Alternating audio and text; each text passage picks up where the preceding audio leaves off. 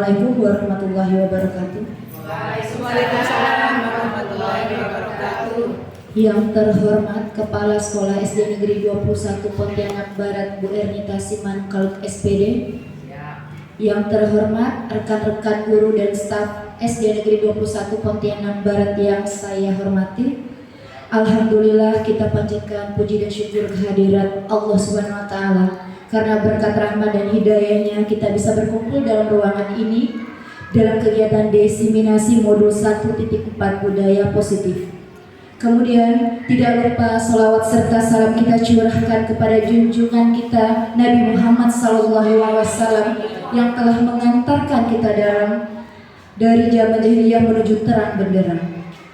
Bapak Ibu yang saya hormati, adapun tujuan dari kegiatan hari ini yaitu untuk memenuhi tugas aksi nyata Ibu Filzah Rahmawati SPD pada kegiatan program guru penggerak angkatan 9. Untuk mengefisienkan waktu, langsung saja kita saksikan pemaparan dari Ibu Filzah. Waktu dan tempat saya persilakan.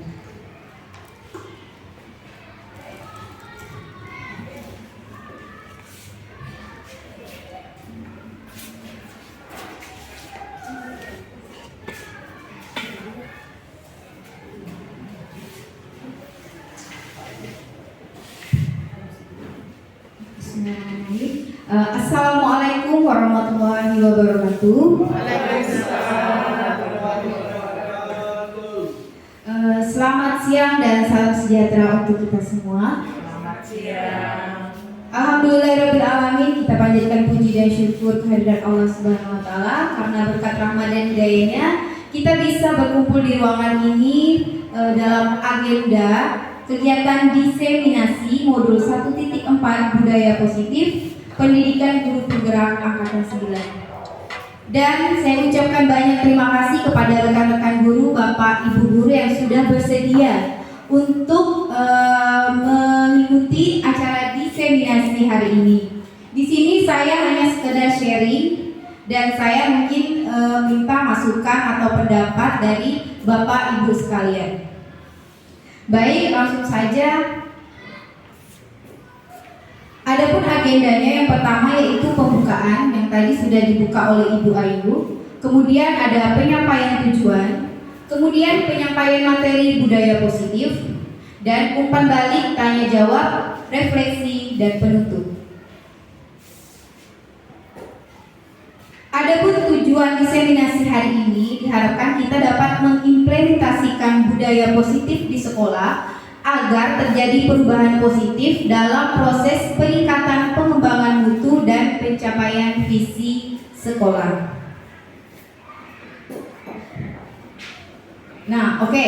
Biasanya kalau pagi-pagi itu Bu Mer menyampaikan yel-yel untuk anak-anak. Nah, di sini saya juga punya yel-yel. Ketika saya menyebutkan SD 21, Bapak Ibu boleh menjawab cerdas, berkarakter, yes, yes, yes. Oke, bisa ya Bapak Ibu sekalian? Oke. Saya mulai. SD 21 cerdas, berkarakter, yes, yes, yes. Oke, tepuk tangan dulu untuk kita semua. Baik, karena ini siang hari, mungkin ya biasa kalau siang hari ini bawaannya ngantuk ya, ngantuk lemas. Nah, biar tambah semangat, saya mengajak Bapak Ibu ice breaking. Nah, biasa di kelas saya kalau siang hari itu anak-anak pada lemas. Nah, saya ajak ice breaking dia jadi semangat. Oke? Kita ice breaking sebentar, Bapak Ibu boleh berdiri. Ini agak menyampaikannya ya.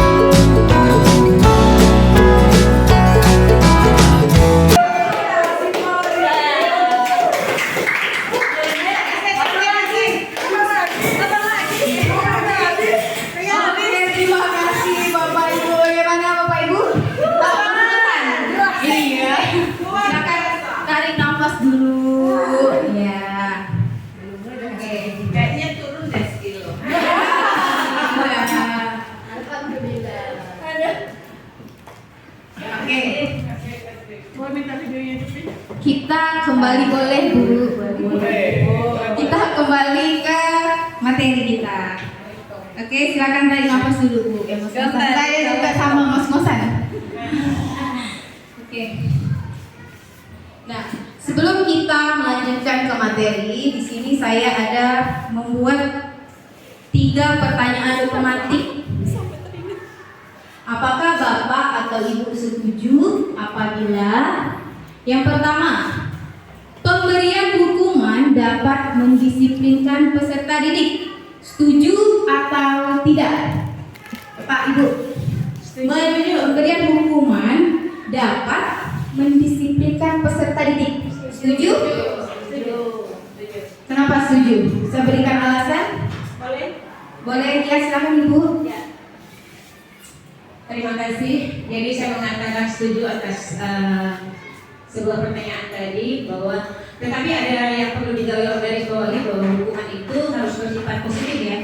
Ya, bukan hanya hukuman di zaman dulu yang bersifat fisik lagi, tapi adalah hukuman yang mendidik. Saya pikir tidak perlu saya jelaskan panjang lebar untuk hukuman yang positif tersebut. Demikian, terima kasih. Ya. Terima kasih Bu Mer. Berarti Bu Mer setuju ya, pemberian hukuman dapat mendisiplinkan peserta didik. Oke. Kita lanjut yang kedua, pemberian reward atau hadiah dapat meningkatkan prestasi peserta didik. Setuju atau tidak? Setuju ya, pemberian hadiah. Terus yang ketiga, guru harus mampu memberikan solusi untuk peserta didik yang bermasalah. Setuju? Sangat setuju ya Bu. Ya, oke. Nah, di pemaparan saya selanjutnya akan menjawab pertanyaan-pertanyaan pemantik ini. Oke?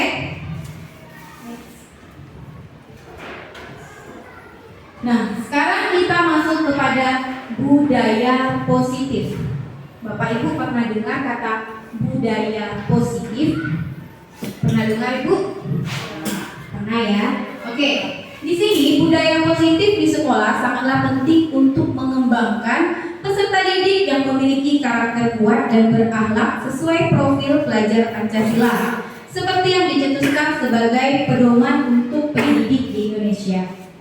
Budaya positif juga dikatakan sebagai perwujudan dari nilai-nilai atau keyakinan universal di sekolah. Nah, di sini yang saya tekankan adalah nilai-nilainya, nilai-nilai budaya positif. Di sini nilai-nilai atau keyakinannya itu bersifat universal atau meluas, tidak hanya di sekolah. Nanti peserta didiknya itu bisa menerapkan nilai-nilainya itu di luar sekolah juga, bahkan sampai mereka nanti tamat SD, SMP, SMA, bahkan kuliah. Ya. Nah, positive vibes atau budaya positif ini memiliki 6 strategi yang akan kita capai. Yang pertama yaitu disiplin positif, kemudian yang kedua yaitu kebutuhan dasar manusia, kemudian motivasi perilaku manusia, posisi kontrol guru, keyakinan kelas, dan segitiga restitusi. Oke, dari 6 strategi ini ada tidak kata-kata atau kalimat yang asing buat Bapak Ibu? Dari segitiga restitusi. Iya, yang segitiga. Iya, segitiga restitusi. Oke, nanti saya akan menjelaskan satu-satu dari disiplin positif sampai dengan segitiga restitusi. Sebenarnya segitiga restitusi ini sering dilakukan oleh Bapak Ibu. Cuma Bapak Ibu itu tidak sadar, tidak tahu kalau itu tuh artinya tuh kita menggunakan segitiga restitusi. Nah, udah hilang belum ngos-ngosannya? Kita mau bermain sebentar aja ya. Ini permainannya berpasangan ya, Bapak Ibu. Oke, silakan berdiri dengan pasangannya. Dengan pasangannya. Nah, oke. Ini pasanganku begini. Ya, boleh gitu Bu. Nah di sini Chandra pasangannya Andri. ini kita akan bermain kepalan tangan.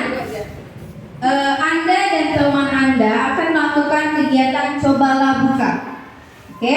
Nah, di sini tugas Anda adalah meletakkan salah satu tangan Anda dan coba Anda bayangkan bahwa Anda menyimpan sesuatu yang sangat berharga. Satu teman Anda, terserah siapa, mengepal tangannya dan itu yang dikepalnya itu adalah barang yang sangat berharga. Tidak boleh diminta sama kawannya, tidak boleh. Tidak boleh diambil sama kawannya, tidak boleh. Nah, ya.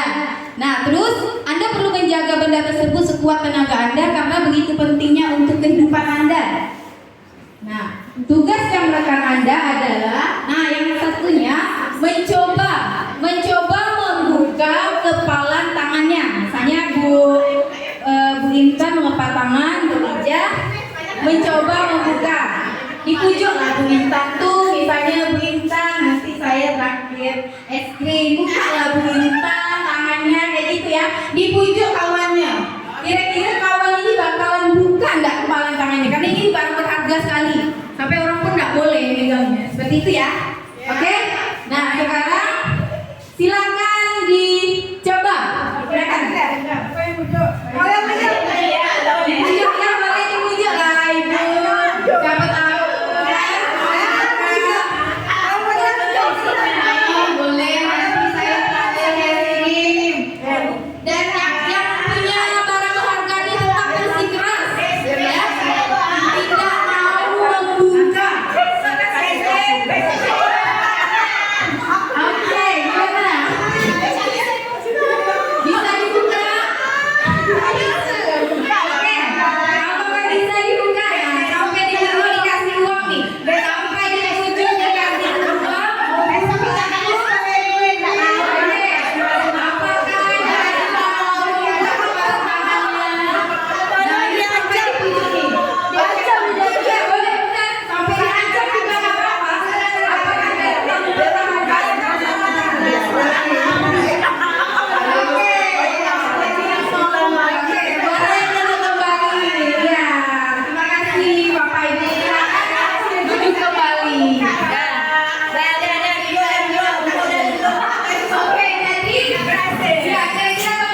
Anda mau membuka kepala tangannya? Karena dia bilang itu sangat berharga ya. Dia dibujuk kan, mau dikasih uang apa lagi, dia diajak dia sampai diancam tapi tidak mau dibuka. Nah, jadi dari permainan yang tadi mengepal tangan, apa yang dapat kita pahami? Membuka atau tidak kepalan tangan ini itu tergantung pada diri kita sendiri. Ya, di sini yang berperan adalah teori kontrol kita. Nah, teori kontrol inilah yang akan mengantarkan kita pada budaya positif. Jadi di sini kita yakin sekali ya, yakin pada diri kita tidak mau melepas kepala tangan kita. Oke, sampai di sini mungkin ada yang mau bertanya, boleh. Oke. Nah, meluruskan teori kontrol tadi ya. Nah, Dr. William Glasser melalui choice theory meluruskan beberapa miskonsepsi.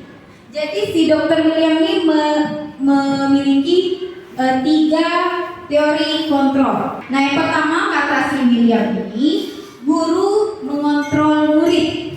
Nah, sebetulnya kita tidak bisa mengontrol murid. Jika ia tidak mau, harus ada dorongan sendiri dari diri murid itu. Ya. Kemudian yang kedua ada penguatan positif, efektif dan bermanfaat. Nah, semisal rujukan dan nasihat-nasihat, jika terlalu dalam murid bisa ketergantungan dan tidak mandiri dalam mengontrol dirinya. Dan yang ketiga, kritikan dapat membuat orang merasa bersalah, dapat menguatkan karakter. Seperti kalaupun kita harus mengeluarkan kritikan, maka kritiklah secukupnya. Dan kritikan tersebut harus membangun, bukan membuat murid menjadi tidak percaya diri. Ya, kita mengkritik murid kan biasa kan, buatlah kritikan yang membuat mereka semangat. Iya, memotivasi, benar sekali. Nah, sekarang kita masuk ke disiplin positif.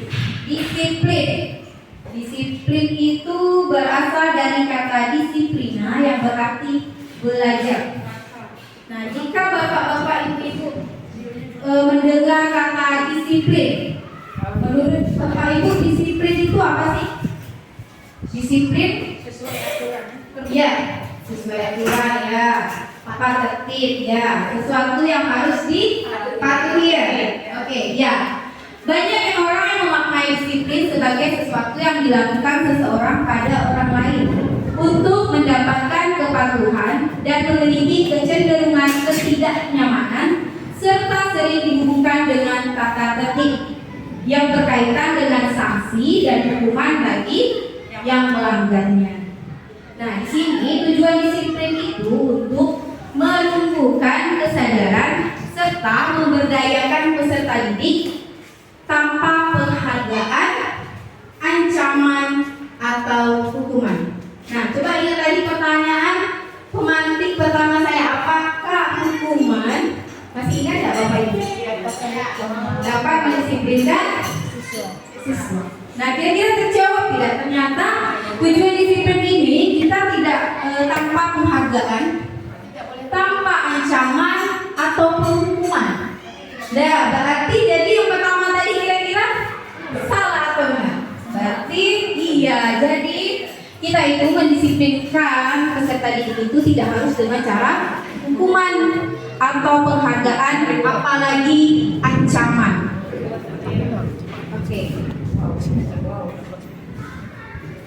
Nah, di sini tujuan kita menciptakan disiplin positif adalah anak-anak akan memiliki nilai-nilai kebajikan universal dan motivasi intrinsik atau motivasi dari dirinya sendiri dalam melakukan perubahan ke arah yang lebih baik.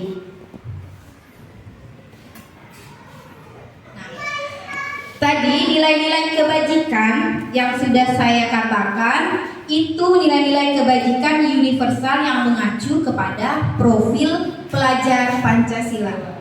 Pasti kita sudah tahu ya profil pelajar Pancasila, apalagi yang sudah menggunakan kurikulum merdeka. Nah, di sini profil pelajar Pancasila terdiri dari 6.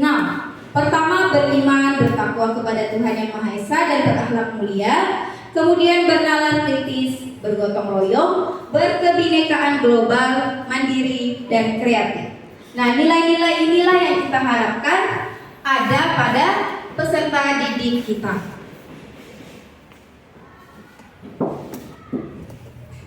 Nah, kemudian yang kedua yaitu teori motivasi perilaku manusia. Oke.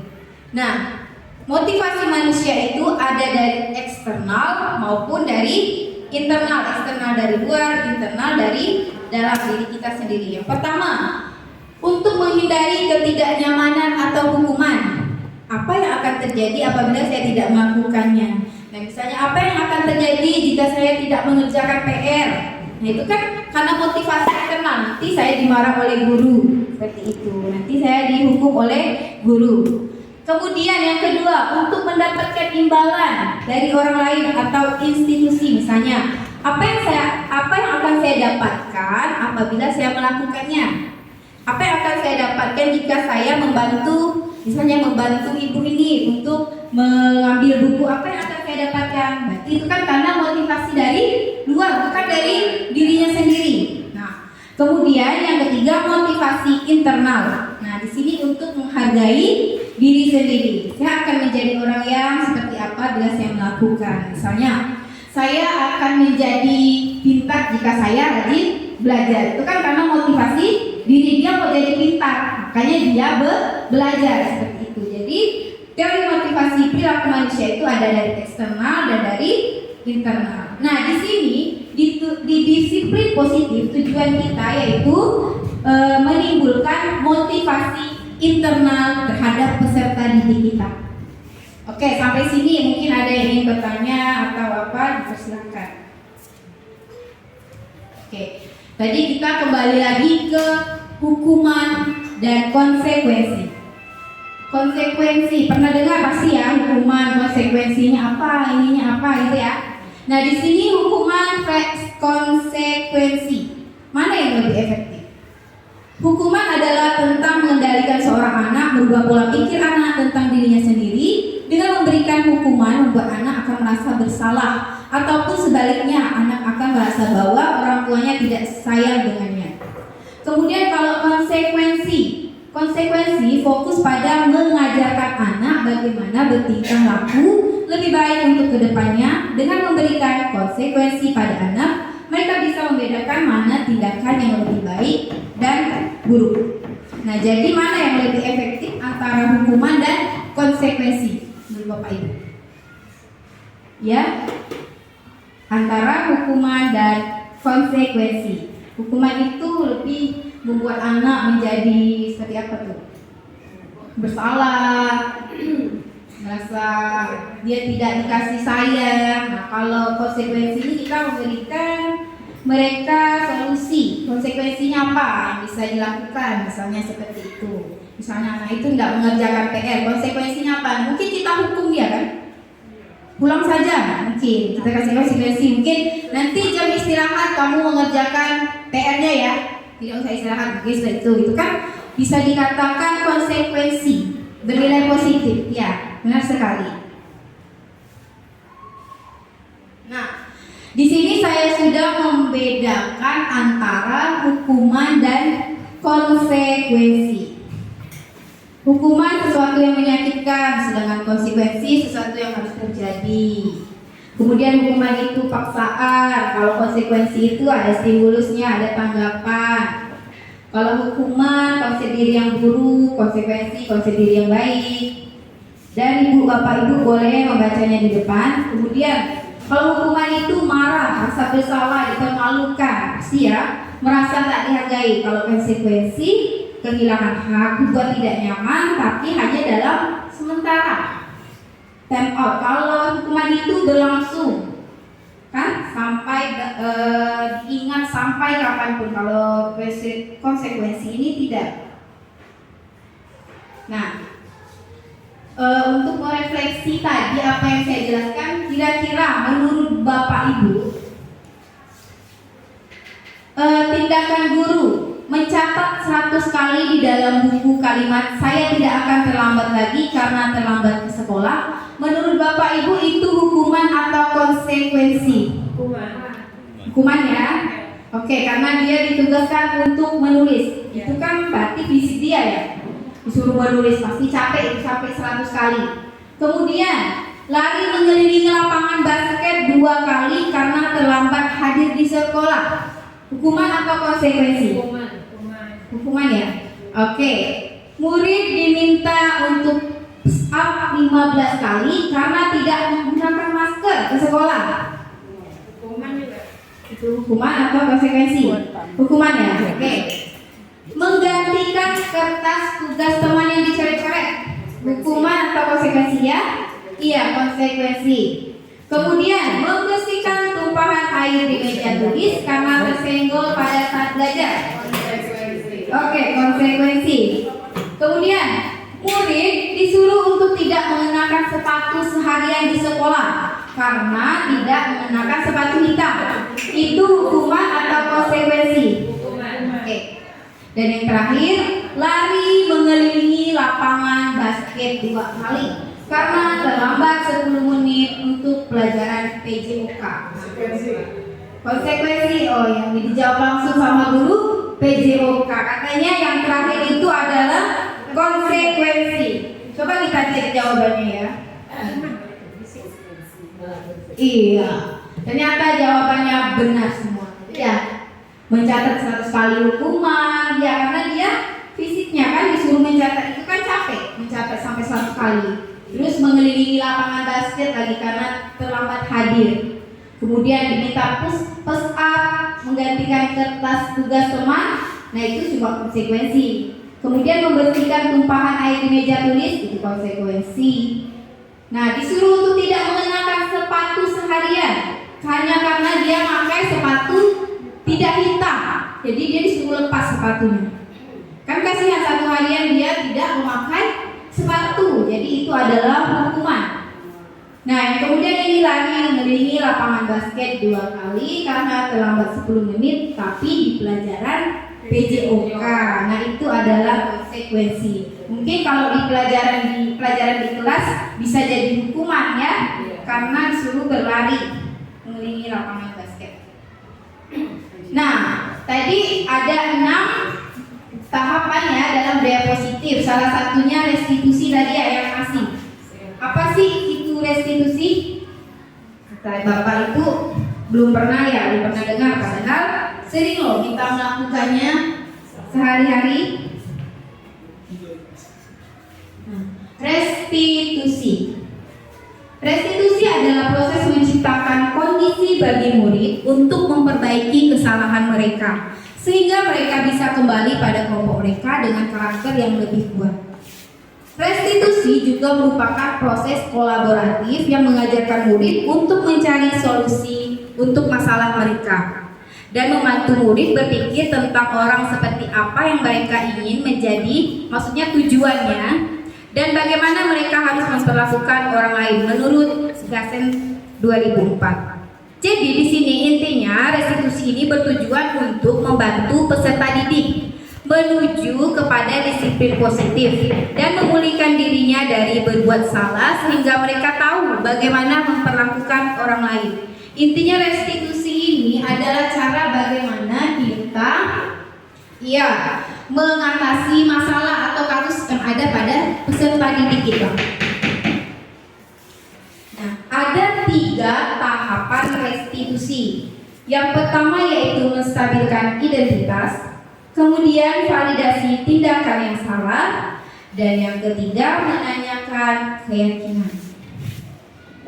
Nah, biar Bapak Ibu bisa membedakan apa sih hukuman, apa itu konsekuensi dan restitusi, di sini saya memberikan contoh kasus.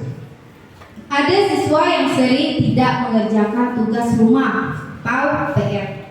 Hukuman, misalnya kita kalau menghukum, guru menghukum siswa tersebut berdiri di bawah tiang bendera selama 15 menit. Maka kondisi guru saat itu pasti marah dan siswa pun takut. Kalau konsekuensi, guru memberi konsekuensi untuk mengerjakan PR setelah jam istirahat. Di sini guru terlihat tegas dan siswa pun menghormati peraturan. Nah, yang ketiga yaitu restitusi. Di sini guru menanyakan keyakinan kelas dan membantu siswa menyelesaikan masalahnya. Nah, di sini keadaan guru sangat terbuka sehingga siswa menghormati dirinya dan orang lain. Oke, pada kata restitusi yang perlu digarisbawahi yaitu keyakinan kelas. Keyakinan kelas. Apa sih itu keyakinan kelas? Pasti di setiap kelas punya keyakinan kelas masing-masing. Misalnya contoh keyakinan kelas disiplin,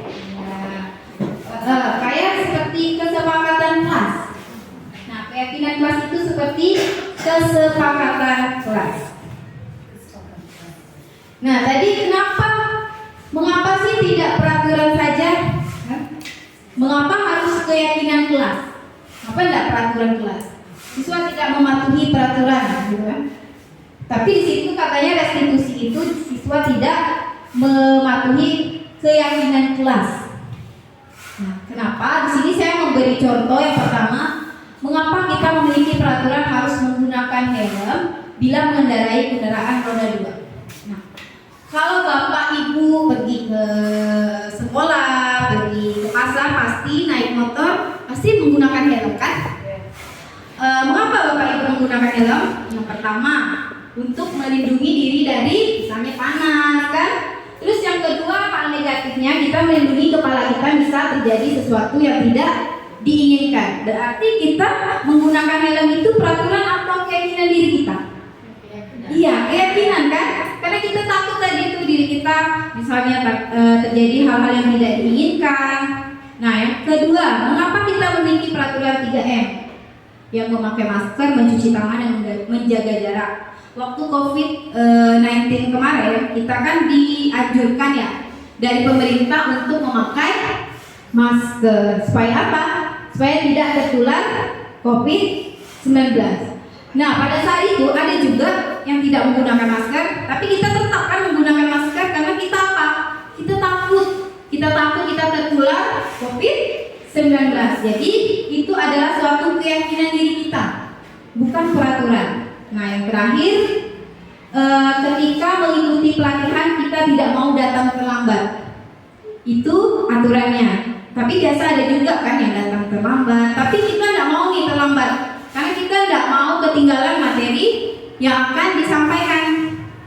Nah, jadi keyakinan kita harus datang tepat waktu karena tidak mau ketinggalan materi. Jadi motivasi itu timbul dari diri kita sendiri, yaitu motivasi intrinsik. Kembali ke nilai-nilai atau keyakinan lebih menggerakkan seseorang dibandingkan mengikuti serangkaian peraturan. Keyakinan kelas itu pasti kita lakukan, bukan keyakinan kelas. Maksudnya keyakinan daripada peraturan. Peraturan sering kan kita bantah biasa kan. Nah, kita langgar. Oke. Nah, di sini saya bersama peserta didik saya membuat keyakinan kelas. Nah, keyakinan kelas ini dibuat berdasarkan kesepakatan antara guru dan siswa yang bersifat universal. Nah, di sini saya mengarahkan peserta didik saya untuk terserah mau menulis apa, mau keyakinan kelas seperti apa. Banyak yang menulis, ada yang ingin kelasnya bersih, bertanggung jawab, mengerjakan tugas tepat waktu, rajin, disiplin. Nah, seperti itu. Jadi mereka menggunakan stick note ditempel di keyakinan kelas tersebut. Nanti setelah itu kita rangkum dan akhirnya terbentuklah sebuah kesepakatan kelas seperti yang di bawahnya itu. Nah, sedangkan peraturan biasanya dibuat oleh guru bersifat satu arah yang menentukannya kita. Ya.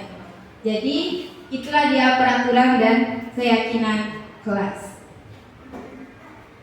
Nah, seperti tadi saya membentuk keyakinan kelas pertama dengan mencurahkan ide. Biar peserta didik kita mengeluarkan idenya. Dia inginnya kelas seperti apa, dia mau kelasnya seperti apa. Kemudian kita catat semua masukannya. Seperti tadi mereka menempelkan stick note di depan. Kemudian kita mengganti kalimat negatif ke positif. Maksudnya kalimat negatif di sini misalnya dia ingin kelasnya tidak ribut. Kalimat positifnya ingin kelas yang tertib. Seperti itu. Kalimat negatif berubah ke kalimat positif. Kemudian kita tinjau ulang, kita setujui dan hasilnya ditempel di dinding kelas sehingga peserta didik bisa mengingat dan membaca apa keyakinan kelas mereka. Kemudian yang keempat yaitu kebutuhan dasar manusia. Yang pertama, bertahan hidup. Di sini memerlukan makanan, pakaian, tempat tinggal, keamanan dan kesehatan. Kemudian yang kedua, kasih sayang dan diterima. Rasa diterima, dipedulikan, berbagi, kerjasama. Kemudian penguasaan. Di sini ingin dihargai, keinginan untuk dianggap, memimpin, berprestasi, diakui dan didengar. Kemudian yang keempat yaitu kebebasan. Di sini mandiri, memiliki pilihan, mencoba hal yang baru, mampu mengendalikan dirinya. Dan yang terakhir yaitu kesenangan, bermain, humor, antusiasme dan tertawa. Nah, di disiplin positif ini saya lebih mengarah kepada kesenangan. Karena anak-anak kita senang dengan bermain, kan, tertawa, humor, apalagi di dalam kelas. Mereka maunya hanya bermain. Iya, jadi di sini saya fokuskan di kesenangan. Kemudian yang kelima yaitu posisi kontrol. Nah, di posisi kontrol ini terdapat 5 tahapan. Yang pertama ada penghukum, membuat rasa bersalah, kemudian ada sebagai teman, pemantau, dan manajer atau manajer. Nah, di sini posisi kontrol ini diuntukkan untuk guru. Nah, sebaiknya seorang guru itu harus memiliki posisi kontrol sebagai seorang manajer. Mengapa demikian? Kita lihat penjelasannya. Nah, di sini. Di sini saya memberikan contoh kasus.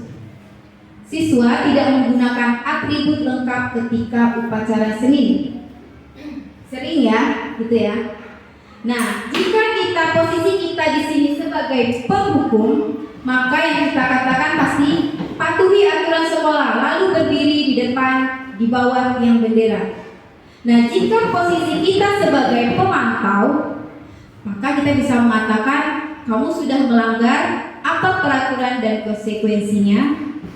Dan jika kita sebagai teman, ayolah berperilaku tertib, buatlah bapak ibu gurumu bangga. Hari ini tidak apa-apa, kamu salah. Itu kalau posisi kita sebagai teman. Nah, kalau kita sebagai pembuat rasa bersalah, berapa kali bu guru harus memberitahu kamu, bu guru kecewa sama kamu. Nah, begitu juga dengan yang manajer. Jika kita posisi kontrolnya di manajer, maka yang akan kita katakan yaitu, apakah kamu tahu kesalahanmu?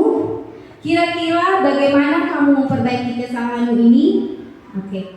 Dari kelima posisi kontrol ini, kira-kira mana yang baik untuk kita terapkan ke siswa kita sebagai seorang guru? Sebagai seorang guru kita harus memiliki ini 5 posisi kontrol. Kira-kira menurut Bapak Ibu, bagaimana yang harus kita miliki sebagai seorang guru? Apakah penghukum, apakah pemantau, teman, atau pembuat rasa bersalah, atau manajer? Kira-kira posisi kontrol yang mana yang harus kita miliki?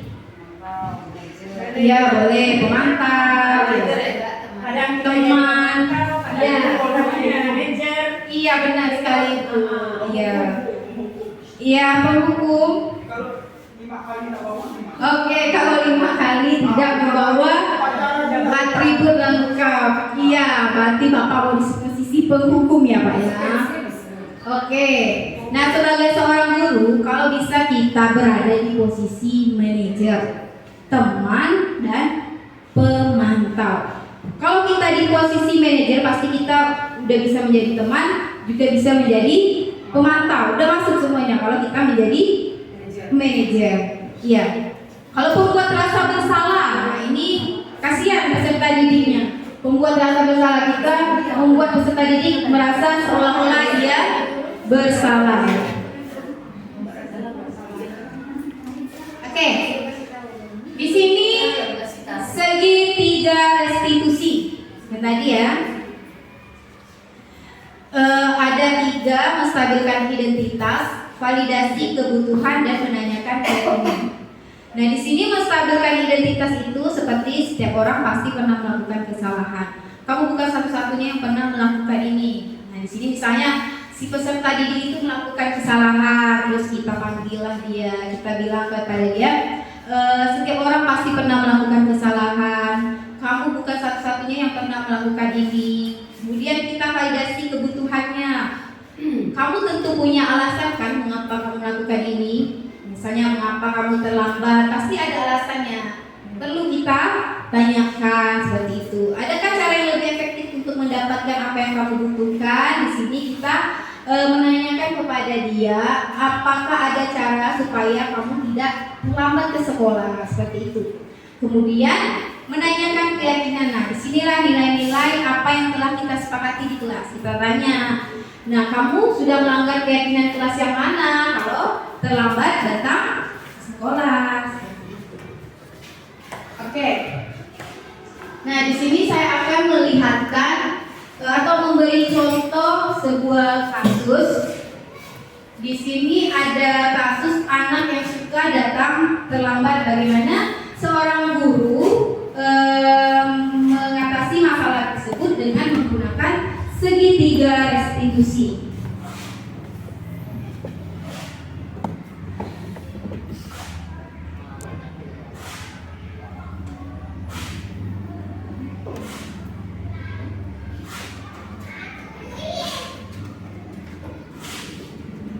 Sebentar ya Bapak Ibu, soalnya ada di YouTube.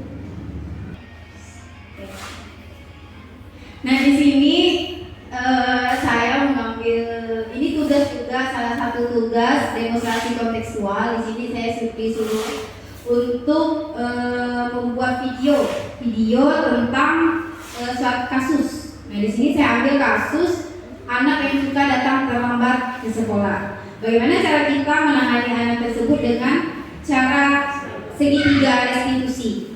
Yang pertama yaitu menstabilkan identitas. Nah, kamu tahu kenapa ibu memanggil kamu ke sini? Dari rumah sekolah ya? Iya. Kamu tahu kita di sekolah ini masuknya jam berapa? Nah, berarti itu tandanya Madan datangnya terlambat atau tidak? Nah, terlambat ya. Menurut Madan, terlambat itu perbuatan baik atau tidak?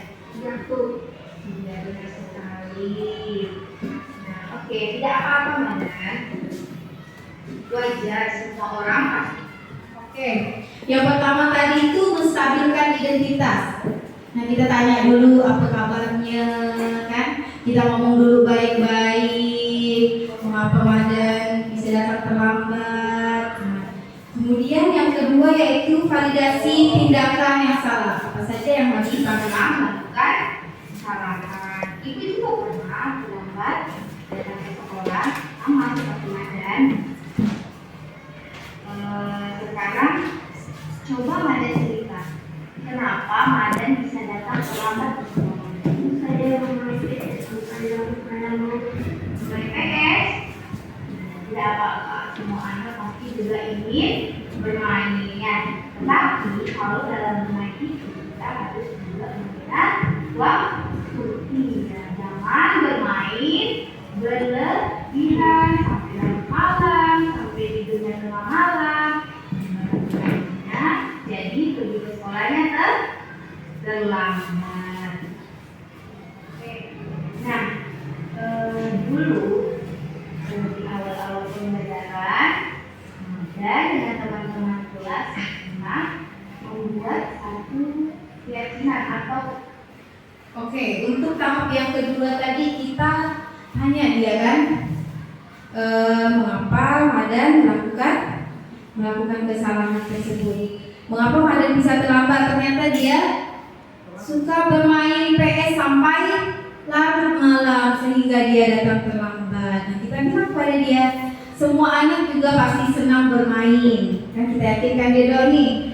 Semua anak itu memang pasti senang bermain, tapi kita harus juga mengingat waktu. Jangan bermain sampai larut malam sehingga terlambat pergi ke sekolah. Nah, yang terakhir kita menanyakan keyakinan. Ya, ada nggak satu keyakinan atau kesepakatan kelas yang ada di sini? Mana itu? Terlambat ke sekolah, kita harus mengatakannya. Oke, nah sekarang tindakan kamu datang terlambat sudah sesuai tidak dengan keyakinan kelas yang kita bersama-sama? Iya, jadi menurut Madan, keyakinan apa yang kurang sesuai dengan tindakan Madan? Disiplin, Bu. Iya, benar sekali, disiplin. Apa kamu meyakini sikap disiplin itu penting sekali buat kamu, Madan? Betul. Sekarang, hal apa yang akan Madan lakukan agar tidak terlambat lagi datang ke sekolah? Saya akan tidur lebih awal. Bu, saya akan main PS. Kira-kira kamu akan bermain dari jam berapa sampai jam berapa? Saya akan bermain ketika selesai belajar hanya 1 jam saja. Nah, kapan kamu mulainya? Hari ini. Hari ini ya. Baik. Madan akan melakukan perbaikan mulai hari ini menjadi anak yang lebih baik lagi. Memasuki keyakinan kelas yang sudah disepakati bersama ya. Siap menjadi anak yang lebih baik lagi? Oke. Ya sudah, sekarang silakan kamu pulang. Maaf, ibu sudah membuat kamu pulang siaran hari ini ya. Tidak apa-apa ya, Madan ya. Semoga kamu bisa menjadi anak yang lebih baik lagi ya, Madan. Oke, di Jadi tahapan yang terakhir yaitu keyakinan kelas. Kita tanyakan kepada peserta didik kita, apa keyakinan kelas yang sudah kamu langgar? Kira-kira apa konsekuensinya dan apa yang akan kamu lakukan untuk memperbaiki kesalahan yang sudah dilakukan? Seperti yang dikatakan Padan, dia akan mencoba berubah. Katanya tadi ya, dia akan bermain hanya 1 jam saja dan akan dimulainya pada hari itu juga. Oke, baik. Sampai di sini, apakah ada yang ingin bertanya, Bapak Ibu? Saya persilahkan. Dari kasus 1 tadi ternyata bisa kita pecahkan dengan segitiga restitusi. Oke, dilarang menggunakan narkoba. Nah, itu kata Ibu Intan apa? Tanggung jawab. Oke, bergantian atau menunggu giliran. Tertib atau disiplin boleh. Gunakan masker. Tanggung jawab. Oke, disiplin. Ya, boleh. Jangan berlari di kelas atau koridor. Biasa kita larang. Jangan lari anak-anak. Tertib. Sekarang kita lihat kunci jawabannya. Sengteng. Oke. Nah, ternyata keyakinan kelas itu banyak ya. Tanggung jawab, menghormati orang lain, berkomitmen. Nah, dalam melakukan kekerasan itu keselamatan. Kesehatan juga termasuk nilai kebajikan. Kemudian menghormati orang lain, bersabar, kesehatan, keselamatan, dan keamanan. Jadi nilai-nilai kebajikan itu banyak sekali. Makanya nilainya itu bersifat universal atau meluas. Jadi bisa dipakai tidak hanya di lingkungan sekolah. Di lingkungan luar nanti anak-anak juga bisa menerapkan nilai-nilai kebajikan tersebut. Oke, sampai di sini mungkin ada yang ingin bertanya atau memberi saran atau memberi tanggapan, saya persilakan. Apakah penjelasan saya sudah cukup jelas atau masih ada yang perlu dibahas atau diulangi, Bapak Ibu? Ayo. Itu tadi.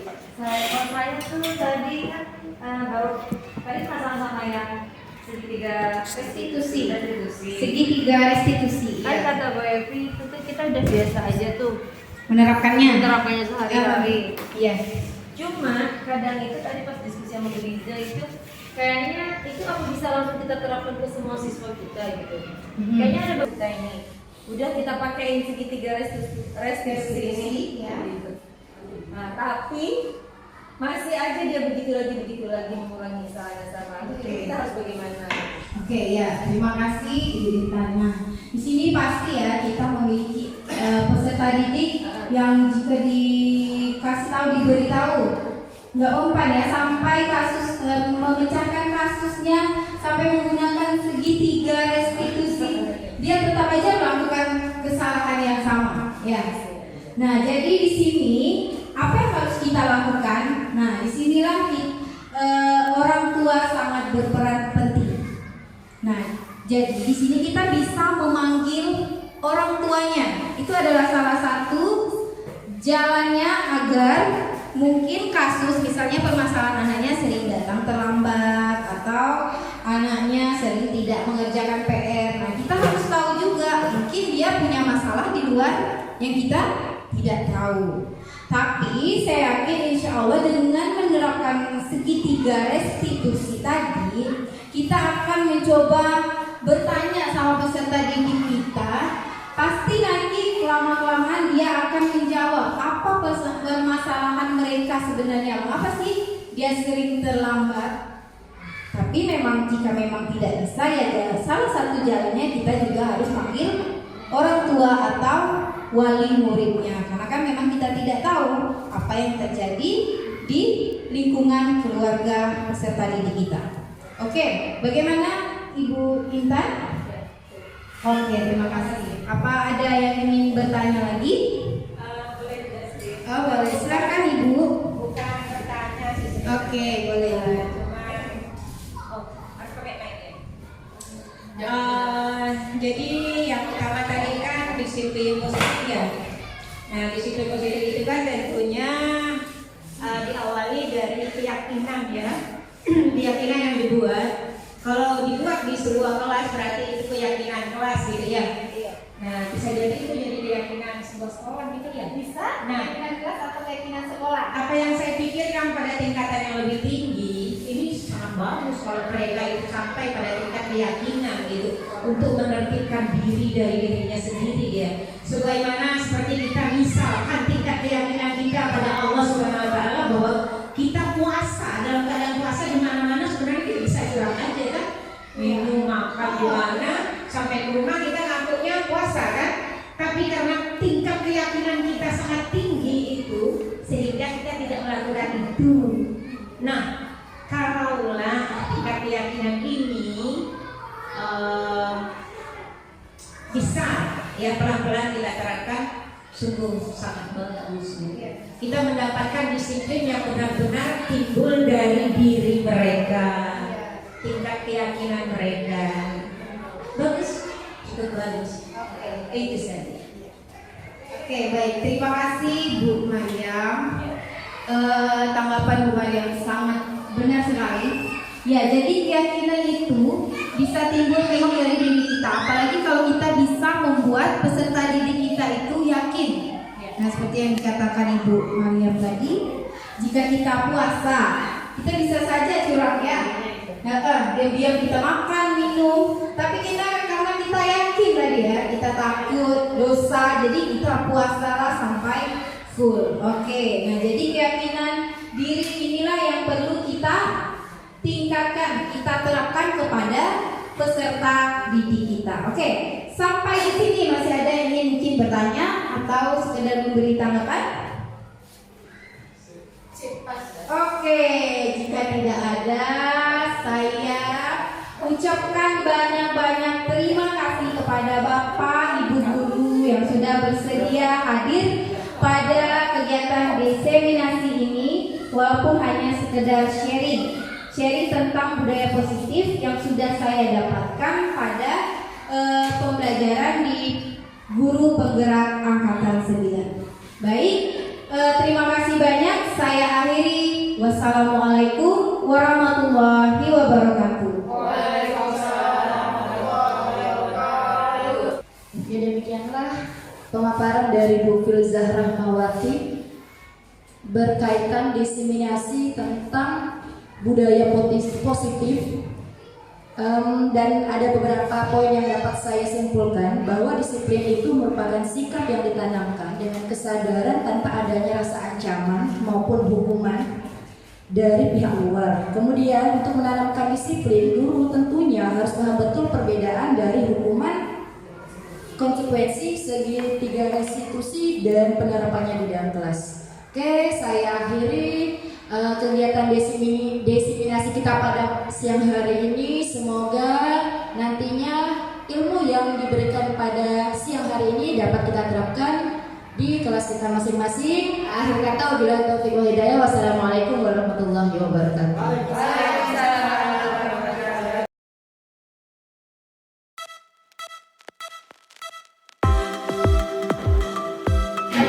Oke, nah nanti kalian akan menempelkan stick note-nya di sini ya. Oke, Ibu akan tempel di depan. Sampai dan ini sampai. Oke ya.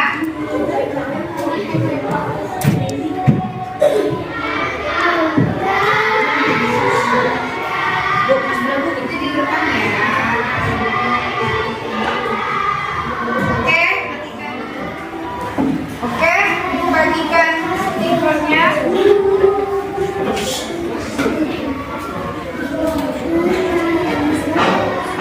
Silakan ditulis bawahnya namanya ya. Nanti kalian tulis kelas yang seperti apa yang kalian inginkan. Oke?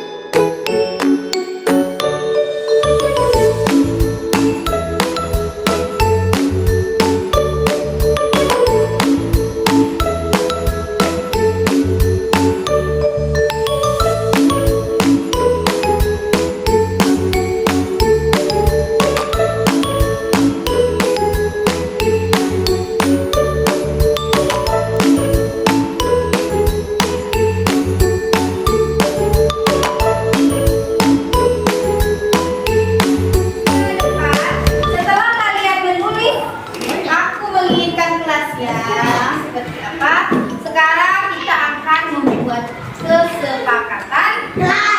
Kalian maunya kelas kalian ini kayak gimana? Misalnya tertib sama dengan aku berikan kelas yang mengumpulkan tugas, misalnya tetap mengumpulkan tugas tepat waktu, datang tidak